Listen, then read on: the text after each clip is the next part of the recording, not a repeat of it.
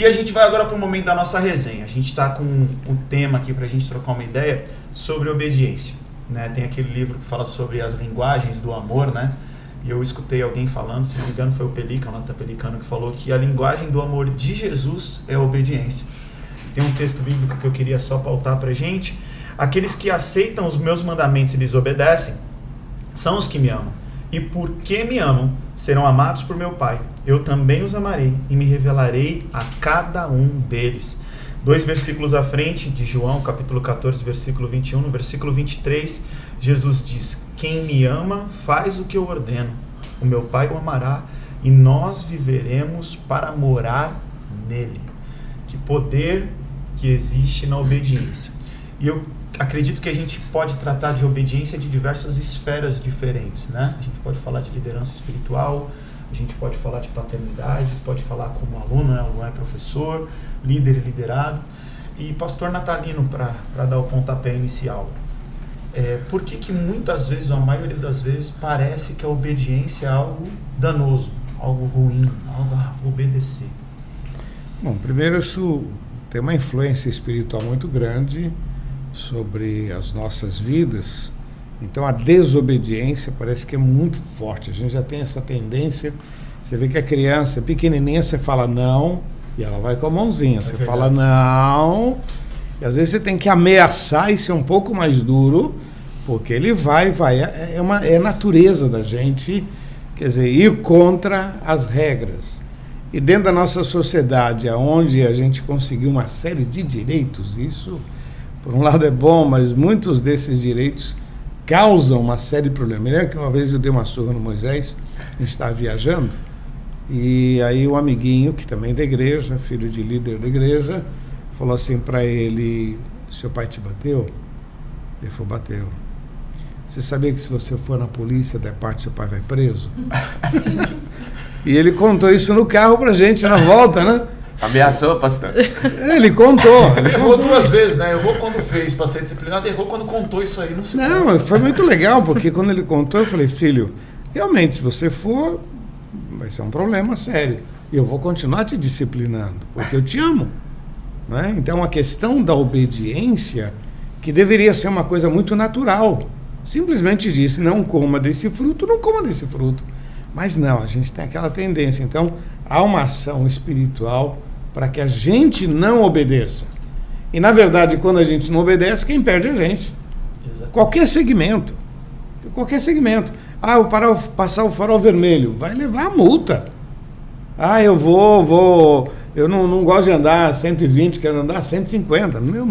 Desobedeceu, tem consequências. Infelizmente, as pessoas vão brincando com a sorte. E depois sofre as consequências. E aí vem aquele conceito, né?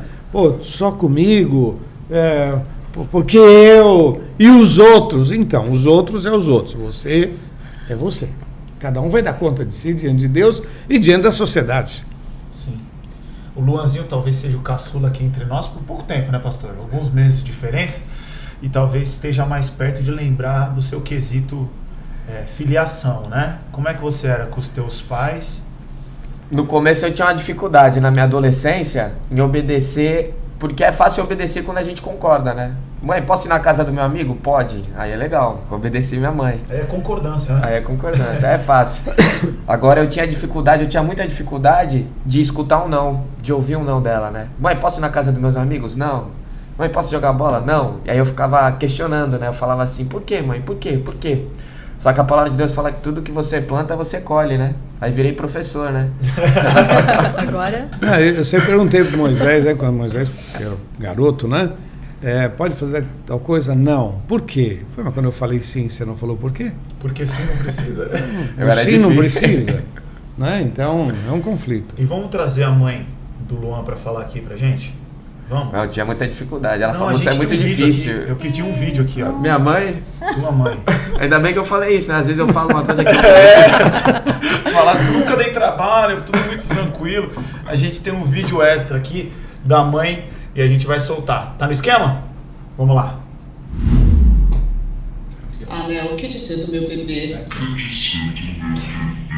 O que dizer do meu bebê? Ele desde criança, ele sempre teve medo de tudo, né? Ele tinha medo do lixeiro, ele tinha medo de um tal de Raul que ele via na rua, ele tinha medo do escuro, ele tinha medo de dormir sozinho. Ele sempre foi do jeitinho que ele é hoje, né? Ele é extrovertido. Muitas vezes os amigos dele me perguntavam, tia, como que você aguenta o dia inteiro? E quanto à obediência, eu acho que ele não ia me dar muito problema. Tá? Ele sempre me obedeceu.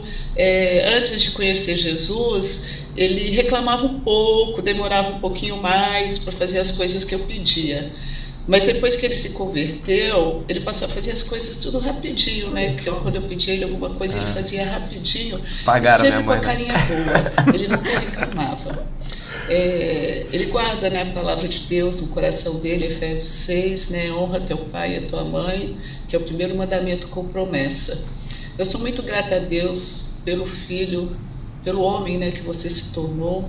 Te amo para sempre. Que é isso, hein? Pagaram a minha mãe pra ela falar isso. Momento arquivo Ela, confidencial. ela devia estar lendo? Tô me sentindo no Caldeirão do Hulk. Mas eu não vou pedir pra Dandara falar nada não, que aí tu vai te queimar, né, velho? Deixa pra outro programa, né, Dandara? Renatinha, o que vem no teu coração nesse quesito obediência? Que você vive várias esferas, né? Tanto de obediência quanto da questão de você estar à frente liderando, por favor. É interessante porque a obediência, né, ela sempre vai nos arremeter ao exemplo da criança, né? E a palavra fala que a estultícia está ligada ao coração da criança exatamente pelo fato do coração da criança precisar ser pastoreado. Então, a cultura da desobediência ela é muito enraizada na sociedade, né? Você vê que não só quando a gente expõe um exemplo de mãe e filho, de pai e filho, né? Ou da adolescência mesmo, nossa, né? Eu mesma, gente, na minha adolescência, quanto trolei muito meus pais, foi, né? Eu conto na igreja muito isso, né? Nossa igreja tem muito jovem, muito adolescente também. E eu falo, muitas vezes as pessoas se conectam com você muitos mais através dos seus erros do que pelos seus sucessos, né? Porque às vezes a gente quer olha, eu tô tão perfeito, você é tão perfeito que eu não consigo, nunca vou conseguir ser tão santo como você, né? Então, às vezes eu conto lá a zoação mesmo, porque, gente, ó, tá tudo bem, né? Tem jeito pra você, né? E então, a cultura da desobediência ela é muito enraizada, né? Você vê que isso é de empregado para patrão, né? Isso entra dentro do casamento também, isso entra dentro da relação do marido e mulher, isso entra dentro da família, né? E eu estava comentando esses dias que é interessante porque obediência tardia também é desobediência, né? Verdade. Então é interessante isso, porque quando eu falo pro meu filho, né, 3, né, o William tá com 10 anos, a Nicole com 7, a Manu com 5. Então pensa no time que eu tenho em casa, assim, todo dia é um trailer, é maravilhoso. E quando eu dou uma ordem, né, então eu preciso fazer o gerenciamento do comando que eu dei, né? Não me desfazendo da minha própria palavra, mas solicitando o cumprimento daquela ordem, né? E aí começa o quê? A demorar para acontecer a obediência, né? E aí você, pai e mãe, faz o quê? Apela. A gente fala, eu vou contar... Foi o maior erro da minha vida, foi esse. Exato, por quê? Porque você põe a sua palavra em xeque. Quando você fala, eu vou contar, quando chega no 3, tem que acontecer alguma coisa, porque afinal, você falou que no 3, então é interessante isso, né? E nada melhor do que... Agora, o legal é cumprir, né? Não, exato, cumprir. Então, sempre que chegava no 3, acontecia alguma coisa, né? Eu vou te contar, então, eu comecei a contar até 3. Porque o primeiro é a informação. Segundo, talvez você não entendeu. Terceiro, aí você transgrediu, a coisa ficou feia. Aí ficou feio, azedou. Fui na padaria, levei a Maria. E aí eu tive que pegar umas coisas, falei, vou pôr a Maria aqui embaixo que eu tô na fila. A pastora, ela driblou as pernas de todo mundo assim, ó, e foi lá pro caixa que tem aquele monte de bala, né, aquelas coisas.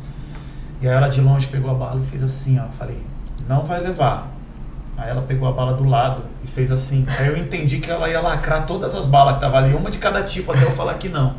Aí eu falei pra ela, Maria, vem aqui. Aquela postura de pai, né, velho?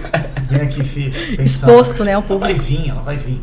Sim. Quando eu falei, vem aqui, umas velhinhas que estavam na minha frente olhou pra trás assim com uma cara, tipo, nem se aborrece, velho. Eu falei, Maria, papai tá chamando. Pensando, ela vai vir, o pessoal vai se impressionar. Sim. Pastor, contei. Foi meu erro. No carro, devia ter contei. Maria 1, Quando eu falei um, já falei não. Eu vou perder. Pra que isso, Adam? Pra que isso? Aí eu, Maria 2, quase que eu falei, pessoal, eu tenho o costume de contar até 150 lá em casa. Aí chegou no carro, brilhadura, chegou em casa, tive que disciplinar lá e ela sentou na cama, eu sempre converso com ela, explico o porquê, né, e tal.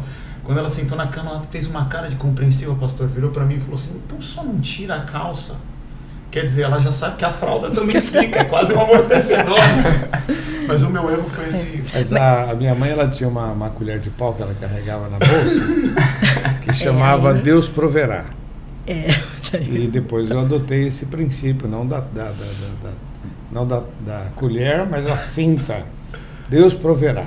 Deus proverá. Quando eu falava assim, filho, Deus proverá. Marcela, era o recado. Eu sabia que quando chegasse em casa a coisa ia ficar feia. Deus proverá o cordeiro? Deus proverá a correção. Mas assim, eu acho interessante porque a gente tem essa ideia, né, assim, por seres humanos, né, da questão da contagem, ou seja, da extensão do prazo da obediência, né? A extensão. Então, Deus não conta até 3.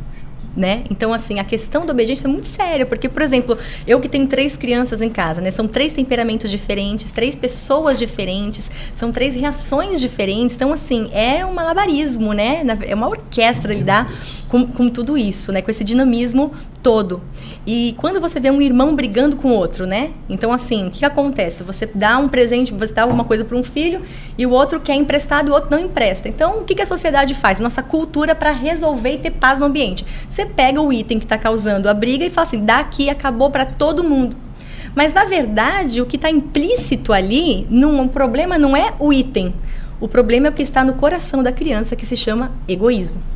Então, eu vejo hoje, o problema é que muitas pessoas corrigem o comportamento, mas não pastoreia o coração. E a desobediência é algo que é enraizado no coração desde a infância.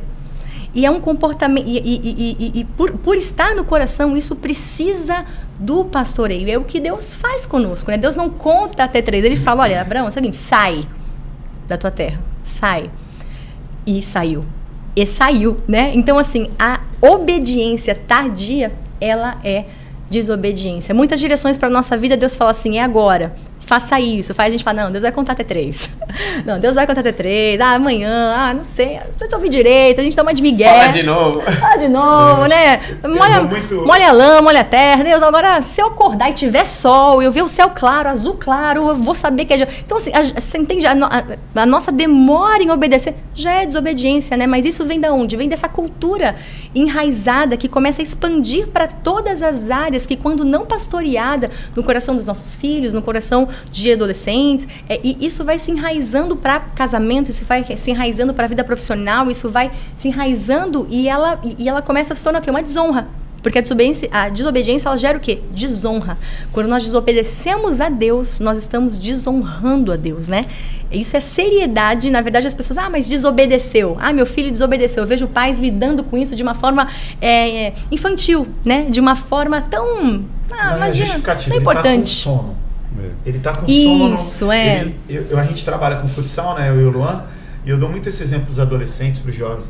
Não tem como eu chegar no meio do jogo, virar para o menino e falar assim, fecha aquele espaço da quadra, porque talvez o menino número 7 do outro time, ele vai colocar a bola por ali, então, por favor, você fica ali, porque não dá tempo, fecha. Não tem porquê, fecha. Depois você pode me perguntar, né? Falava com o pastor Natalino essa semana, e a gente falava sobre Davi, e o pai falou, olha, vai lá entregar a marmita para teus irmãos. Ele foi, né? Ele podia falar, eu vou lá amanhã. E de repente o Golias já ter lutado com outro, né? Contexto. Eu lembro de pequena, né? Eu lembro de um fato muito relevante, né? Sobre esse assunto. Eu estava na igreja infantil da igreja ali da Cristo Resposta, né? E eu sempre amei estar lá, né? Com a tia Mica, minha madrinha de casamento, pregou uns 3 chá de bebê, né? Ela falou assim, tem mais um para vir, Renata? Já me programo. Só não tem, né? Porque realmente encerrou a fábrica, realmente. E aí eu lembro que um dia eu fugi da igreja infantil. Falei, não, sabe aquele negócio, não quero ficar na classinha, eu quero ir pro culto com a minha mãe. Quero ir pro culto, não quero fugir da classinha, né, Já gente? temos dois real. fugitivos aqui na mesa, então, hein? Fugitivo, mais ou menos. Daqui a pouco. E aí eu falei, não, quero ir pro culto, não quero ficar na classinha, quero ir com a minha mãe. E aí não podia, claro, obviamente, né, existe uma regra, existe um cuidado, existe ali todo, né, um formato. E eu, o que eu fiz? Bom, tanta gente aqui, não, ninguém vai me ver. Peguei, abri a porta e saí. Aí chego no templo, né, está quem? Cultuando a minha mãe, sentada do lado do meu pai, e eu, tranquila, cheguei, entrei e sentei do lado dela, né, naquela espiritualidade, nossa, eu quero ficar cultuando aqui do seu lado, mãe. Aí ela, cultuando, eu lembro claramente do jeito que ela estava, ela olhou pro lado, ela falou, o que você tá fazendo aqui? Eu falei, não, eu quero ficar aqui com você. Ela, o que a tia Mica disse? Que não podia sair. Volta. Agora. Da porta da igreja para dentro, é essa autoridade que você tem que respeitar. E isso foi uma marca na minha vida. Porque é o que eu falo da desonra, né? Quando você não entende a raiz da desobediência. Quando você não converte esse caminho no coração da criança a tempo, isso começa a gerar desonra. Então, naquele momento, a informação que eu recebi, honre a autoridade, obedeça. E eu tive que sair de fininho e a minha cara para entrar. Exatamente. Aí eu cheguei na classe, pastor. E aí a tia amiga falou, Renata, você estava onde? E aí, né, bebendo água. Fui no banheiro. Eu tive uma experiência assim também, de marco, né? Porque você está falando da desonra, né? É algo espiritual, é algo cultural, gera desonra, mas também acaba gerando vergonha, né?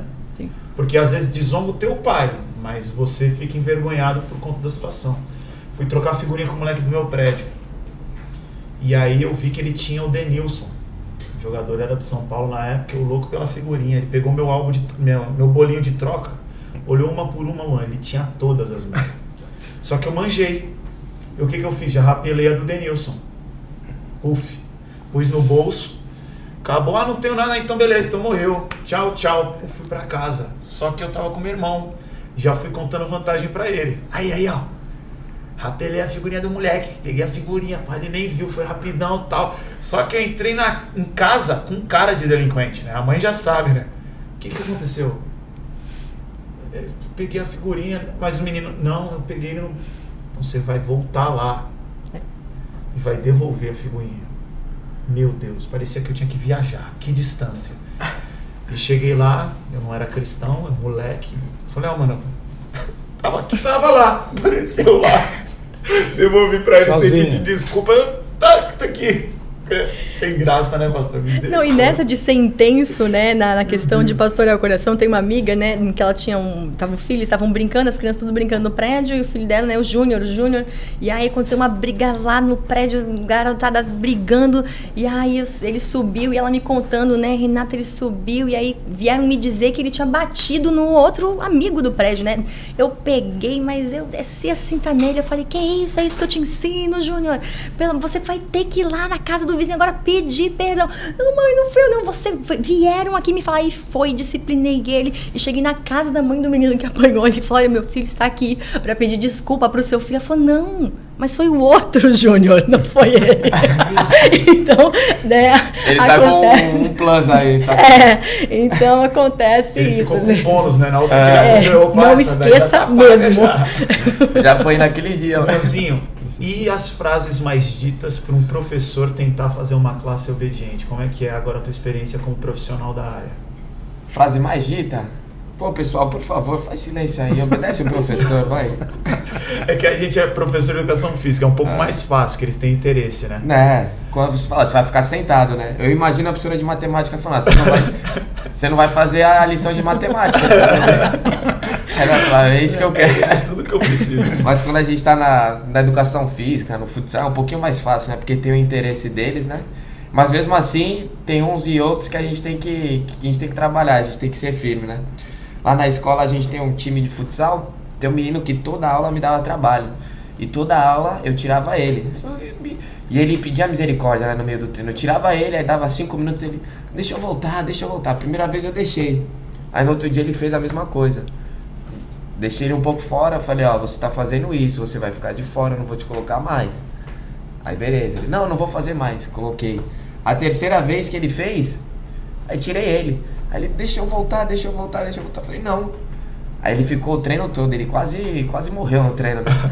Você imagina a agonia, né? Todo mundo jogando e ele lá sentado olhando. Professor, eu nunca mais faço isso, tudo bem. Me desculpa, me perdoa, já te perdoei, não tem problema. Só que toda atitude tem uma consequência, você vai ficar aí agora. Sentado, perdoado. Aí outro dia ele me viu na escola, professor, deixa eu ser o capitão. Eu falei, tu não me obedece? Como é que tu quer ser o capitão? Aí eu falei, o que eu vou falar pro resto do time? Então é melhor não me obedecer que eu vou deixar você de capitão, né? Aí, mas tem essas experiências assim, né? Mas um pouco na educação física, quando se tem interesse, é um pouquinho mais fácil, né? Eu costumo dizer muito para os atletas o seguinte: o problema é quando eu parar de falar contigo. Que aí eu desisti, eu já vi que é o limite, esse menino não tem condição de jogar, então não falo mais. A gente disciplina aquele que ama, exatamente. E pega da Bíblia também. Ficava chateado comigo, menino. Eu falei, eu te disciplino porque eu te amo, eu gosto de você, quero te ver melhorar. Aí ele já abriu o sorriso. Aí sentar a casca nele. Quanto às esferas da obediência, a gente tem pai, filho, professor, aluno, né, patrão e empregado. Pastor, o senhor fica numa condição que eu não gostaria de estar, que eu acho muito peculiar. Quando eu tenho uma dúvida ministerial, algumas questões, a gente ora a Deus, busca a Deus, remete a palavra, mas a gente chega um momento que a gente fala, pastor Natalino, preciso conversar com o senhor. Né? E eu sei que na tua história o senhor teve pessoas que serviram de referencial, de aconselhadores, mas até por uma questão de faixa etária, foi chegando a senha deles e o senhor foi ficando, né? Como é isso? Porque eu estou na dúvida, eu ligo para o senhor dá uma direção, a gente vai, vamos que vamos. E o senhor tem que tomar decisão, né? Como é que é isso, pastor? O nosso papel como pastor, eu considero que a gente tem que ser muito mais didático. A gente não tem que responder. Quando eu leio a Bíblia, ela me dá muita orientação. Porque quem tem que tomar a decisão final é a gente. Então as pessoas chegam, olha assim, seria muito mais prático. Olha, faz assim, assado, acabou, e a pessoa vai, deu certo, amém, deu errado, problema do pastor. E não, o nosso papel é instruir. Você está falando sobre obediência, né? E uma das coisas que eu acho muito importante na educação é você levar a compreensão. Por que eu tenho que ler a Bíblia? Porque eu vou compreender. Por que eu tenho que obedecer? Porque às vezes parece que a gente tem que obedecer cegamente, até a Deus.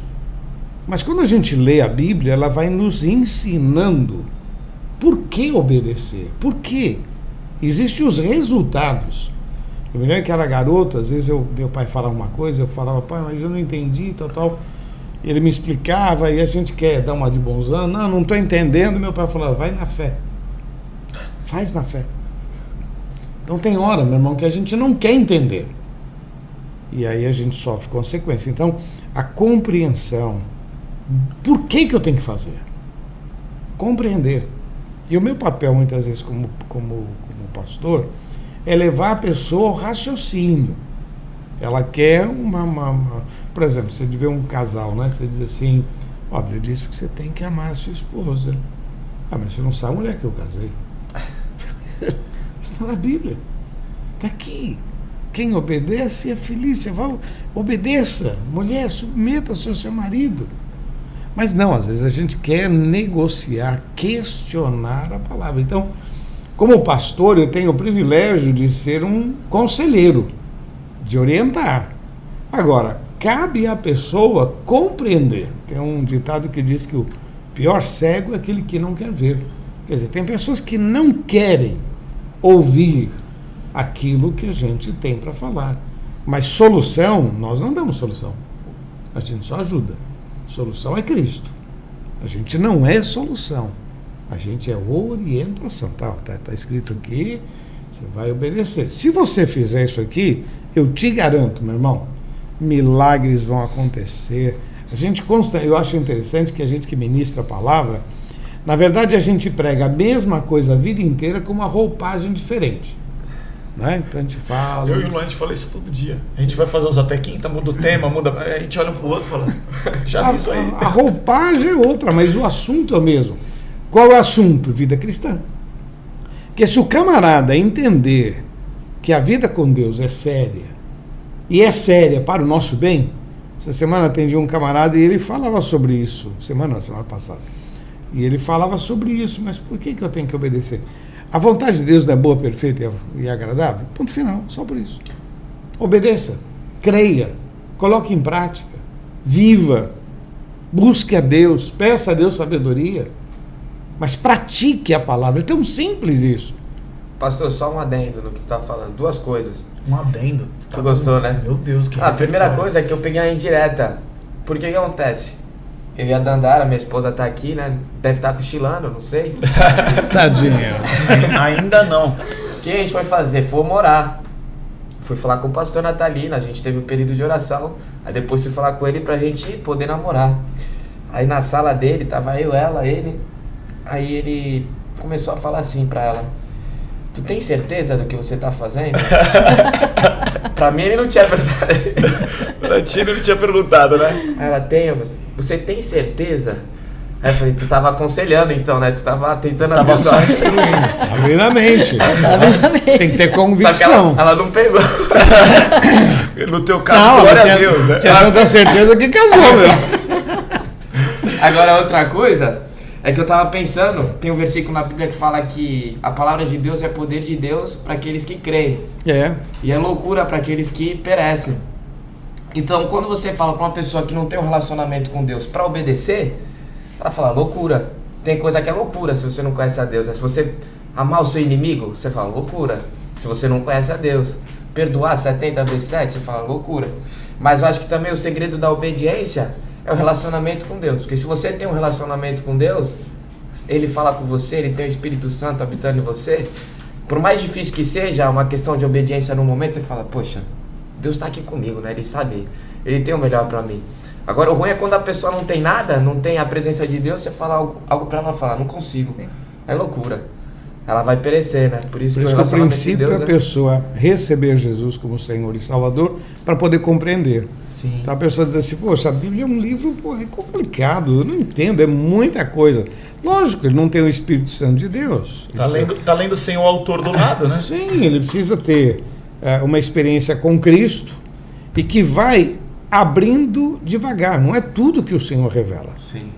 Deuteronômio 29 diz que as coisas encobertas pertencem ao Senhor. E as descobertas, ele então tem coisas que ele revelou para a gente. Ponto final. E tem coisas que ele não revelou e não nos interessa. E é interessante porque as pessoas não querem um relacionamento, né, com Deus, porque o relacionamento ele vai exigir disciplina, ele vai exigir obediência, ele vai levar você para o ambiente de obediência, né? Então o pastor estava falando sobre, né, nos aconselhamentos que, né, ser o conselheiro, dar, né, as direções. As pessoas acham que o pastor manda, né? Não, existe uma direção que é apontada à luz da palavra, né? Mas muitos não querem o conselho, eles querem que você dê uma decisão. Por quê? Porque se der errado, eles precisam culpar alguém. É a geração dos 3 passos para. Isso. 2 passos né? para. Então, né? Assim, né? Se der errado, qualquer coisa, quem é o culpado? É o pastor. Porque o pastor falou para eu fazer, eu fiz exatamente. Então, as pessoas, elas vêm até buscar uma direção, em aspas, de Deus, né? Mas, na verdade, elas querem mesmo culpar alguém se algo der errado, né? Eu até separei um dos versículos que eu separei, né? Jesus, quando estava partindo para os céus, ele tinha que deixar um recado, né? Eu fico imaginando que na lista de prioridades, ele não falou: olha, põe mais água no feijão, né? Não ia ser, o que ele falou é relevante. E o texto diz: ensinem esses novos discípulos a obedecerem todas as ordens que lhe dei. E lembre-se disso: estou sempre com vocês até o final dos tempos. E à medida que a gente se envolve com a obediência, a gente experimenta o fruto. A cultura da desobediência, ela vai perdendo sentido, porque a gente vai vivendo da recompensa, e vivendo da recompensa é lógico, uma hora ou outra, né? A nossa carne fala: vamos dar uma desobedecida, né? Mas a gente tem uma bagagem de recompensa da obediência, e isso vai fazendo com que a gente se volte para a obediência e a luta diária de relacionamento com Deus. E a nossa obediência e o nosso resultado da obediência estimula os outros a obedecer. Sim. Né? Na medida que você vai fazendo, e as pessoas, porque todo mundo quer um bom resultado. Aí vê o que Deus está fazendo na sua vida, eu também quero. E aí a pessoa começa a te imitar, andar igual, às vezes até vestir roupas iguais, Porque a pessoa falou, isso aí, isso é ser crente, isso é agradar a Deus. Então isso eu quero também. Então, não somente a gente é abençoado, como os nossos. Começa na nossa família, filho, esposa, marido e outros que vão sendo abençoados por causa da nossa atitude, né?